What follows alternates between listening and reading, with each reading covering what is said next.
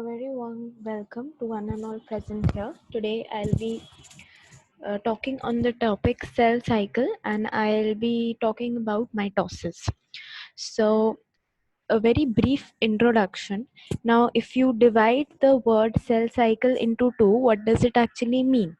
Now, a cell is the smallest structural and functional unit of an organism that we already know, right? And what does the word cycle mean? So, it is not the cycle which we cycle around every day. That's not what it means here.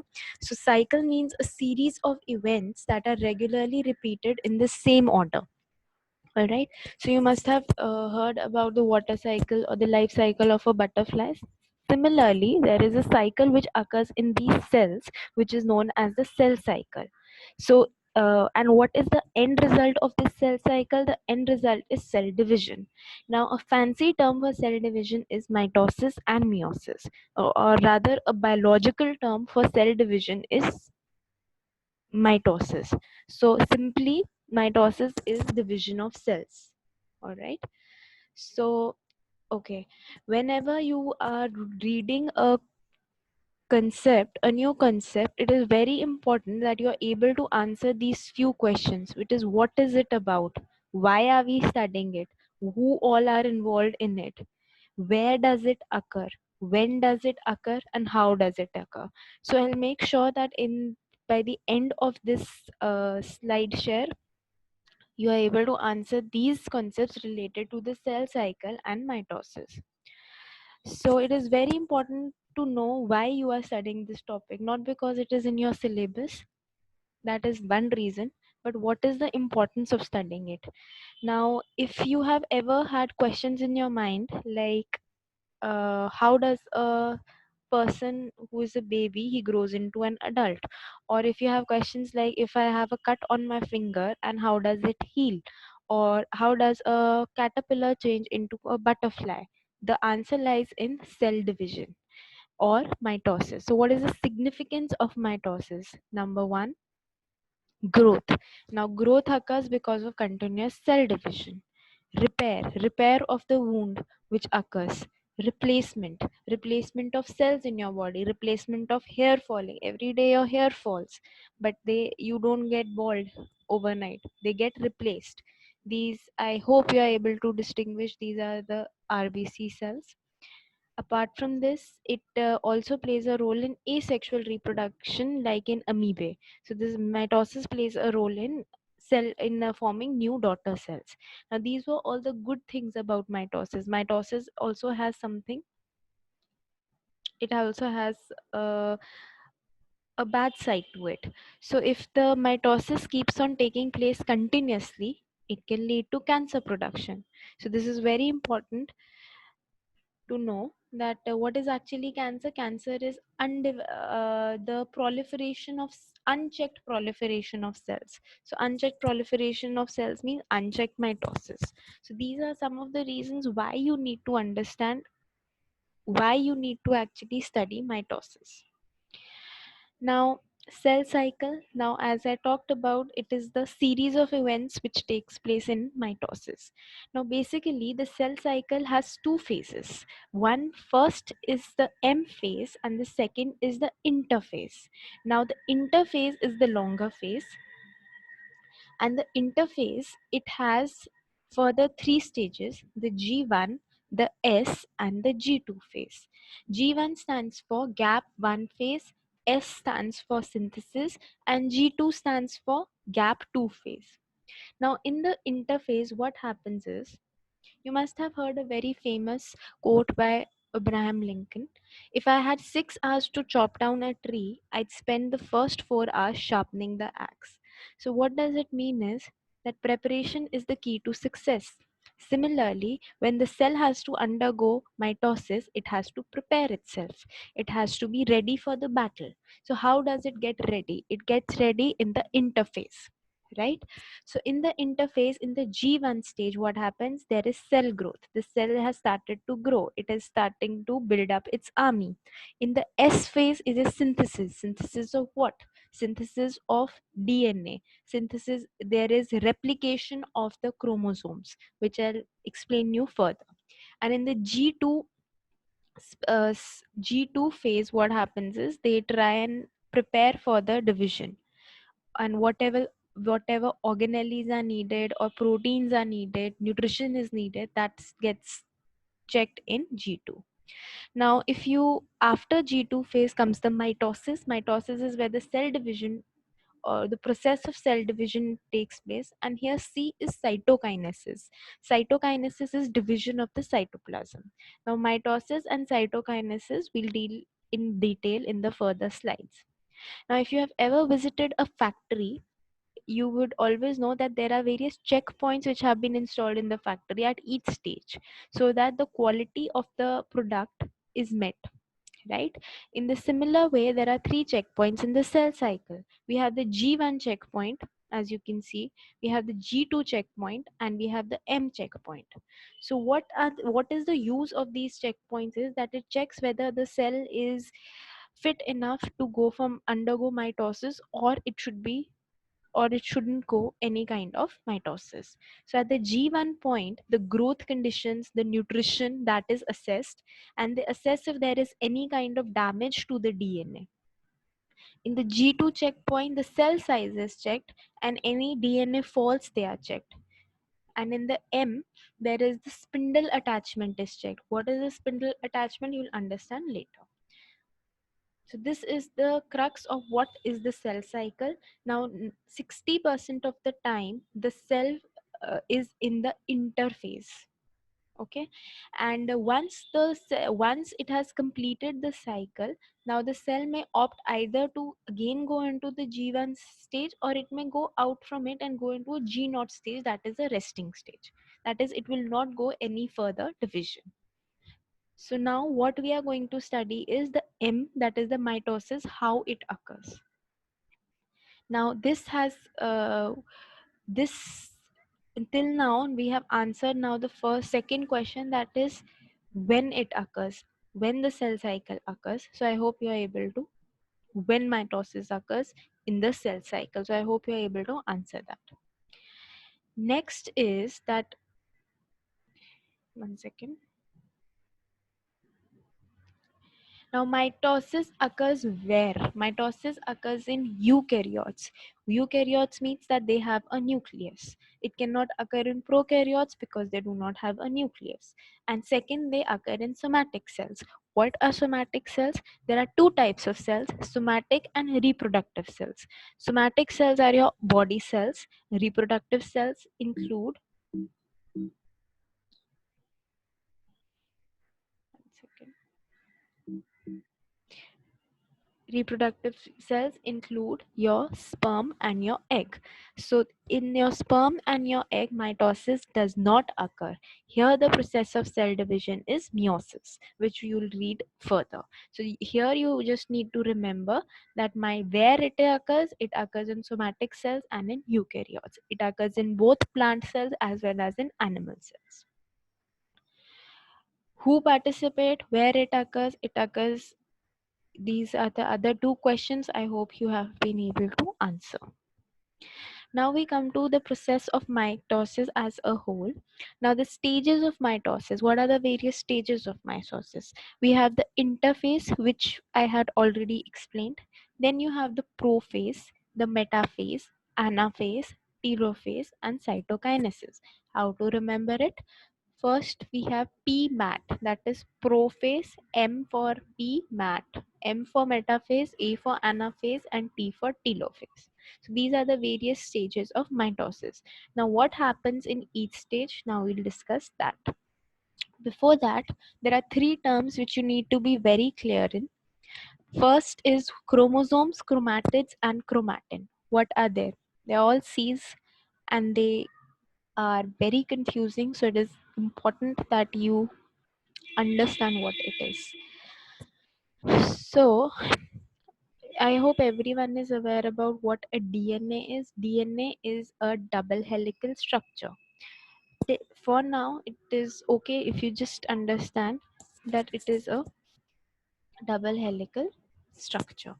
Now, when this DNA, it binds around some proteins, then these proteins are known as histones. So the strand of DNA, it winds around these histones, and this is known as chromatin. So what is chromatin? It is DNA plus proteins. So this is known as chromatin. Now there are further complexing. It is an unorganized form, all right. And what is a chromosome? When these chromatin fibers, they become organized, they become more like they condense together and they become an organized package of DNA, then it is known as a chromosome. So the major difference between chromatin and chromosome is that your chromatin is unorganized DNA and protein, and your chromosome is an organized package of DNA. So when you draw a cell like this I have drawn, or you look under the microscope, when the cells are in a resting phase, what do you see? You see like this strands of chromatin because it is in an unorganized phase. So I hope the two terms chromatin and chromosomes are clear. Now the third term is chromatid. What is chromatid? Now before cell division, chromosomes are copied and identical chromosome copies join together. Now they have to be copied because now they have to be passed to the daughter cells. So identical chromosomes, they join at a point which is known as a centromere. So if this is the chromosome, this single strand of this chromosome is known as a chromatid. So here we have a chromosome with two chromatids.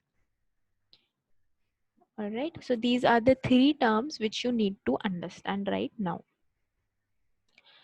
Now again we come to the stages of mitosis. The first stage, as I already mentioned, was the interphase.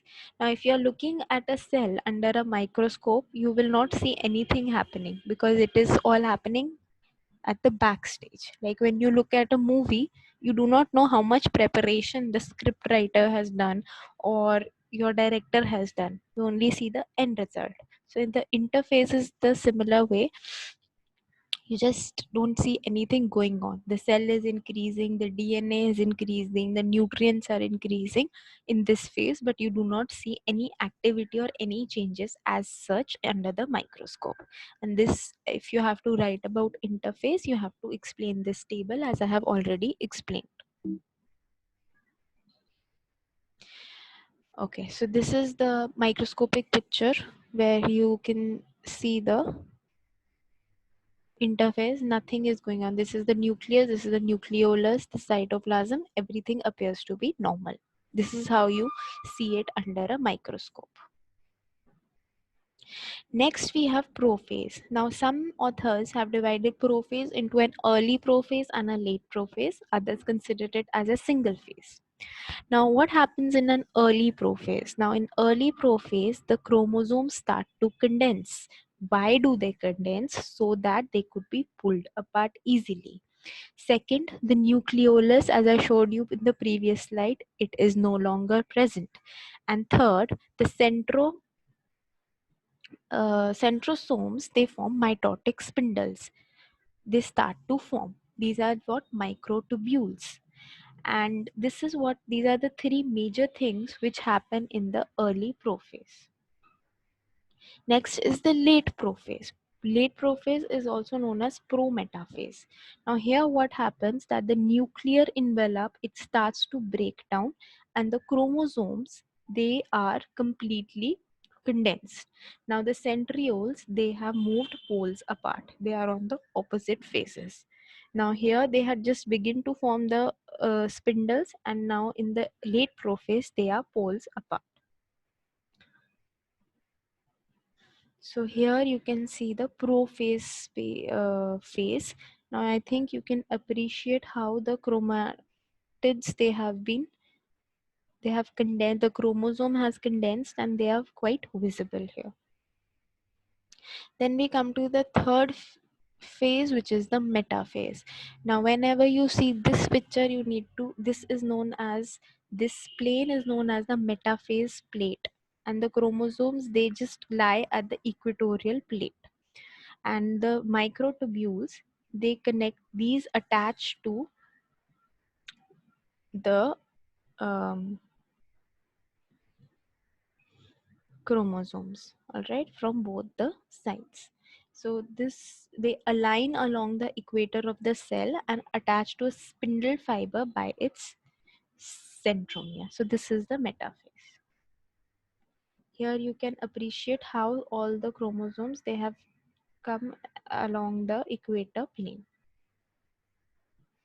Next phase is the anaphase. Now anaphase is the phase in which the individual chromatids, they are pulled towards the uh, centrioles, by the centrioles, by the microtubules. Okay, so the centromeres, they split, allowing chromatids to separate. The chromatids move towards the poles. Centromere first. It means that the centromere will be pulled first and the arms will be pulled later. And there are numerous mitochondria which are present here, which allow as a which act as a source of energy. So as you can see in this phase of the cell, the centromeres, it has split and it is pulling the chromatids towards the poles. Last is the telophase. Now in the telophase, the spindles, they disappear because they have done their work of pulling the chromatids. Now again the nuclear membrane starts to appear, nucleolus appears, and now the chromosomes again start to decondense because they have done their work. So here you can appreciate that now the nucleus, again the decondensation of the chromosome has taken place and a nuclear membrane is formed. Last phase is cytokinesis. Cytokinesis is simply the division of the cytoplasm. Now it occurs differently in both the animal cells and the plant cells. In the animal cell, actin ring is formed and a furrow develops, by which the cytoplasm or the cell divides into two. But in the plant cell, it is not possible for a furrow to develop. Why? Because it has a cell wall. Because a plant cell has a cell wall which is very rigid, so it is difficult to form a furrow. So instead, a cell plate is laid in between, and it gets divided into two cells. Now, if you talk about the differences between mitosis in an animal cell and a plant cell, one is that if you remember from your structure of a plant cell, one organelle which is not present in the plant is a centriole. So centrioles will not be present in the plant cell, whereas it will be present in the animal cell. So this is one difference in mitosis. Second difference is that during cytokinesis, cleavage or furrow is developed, whereas here a cell plate is developed. All right. And third is that mitosis in animals, it takes place in all cells, in all somatic cells, whereas in plant cells it takes place only at the buds or the growing tips. So these are the three differences between the animal and plant mitosis. This is how the cytokinesis looks under. If you look at under the electronic microscope, you can see a furrow starting to develop and the two cells, they are starting to differentiate. Next point you need to do, how much time does a cell take to undergo this cell cycle or to undergo mitosis? Now mitosis only takes 1 hour. Why? Because your preparation was good.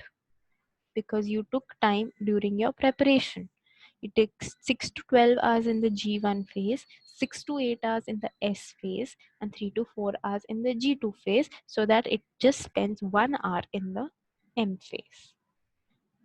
Now, how mitosis occur, how much time it takes, it is, I think, clear by till now.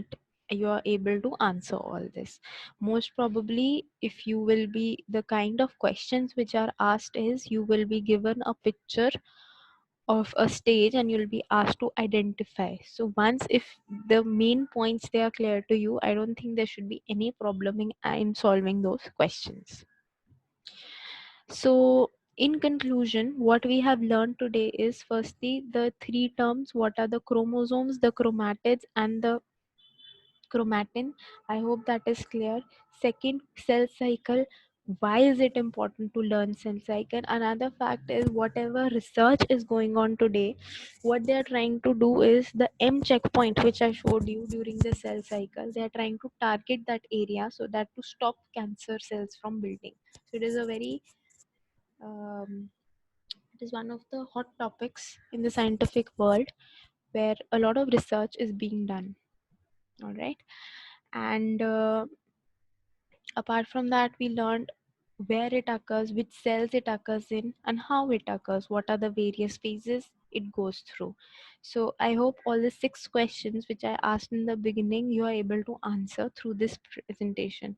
And going through most of the questions, I think they are very easy if you are able to understand it once. Just you don't need to rote learn it or anything, just understand the concept and it is clear. And that is the end of my presentation. I end by concluding that what is life? Life is just the division of human cells and it begins at conception. So that is why it is very important to understand what cell division is and how it occurs. Thank you.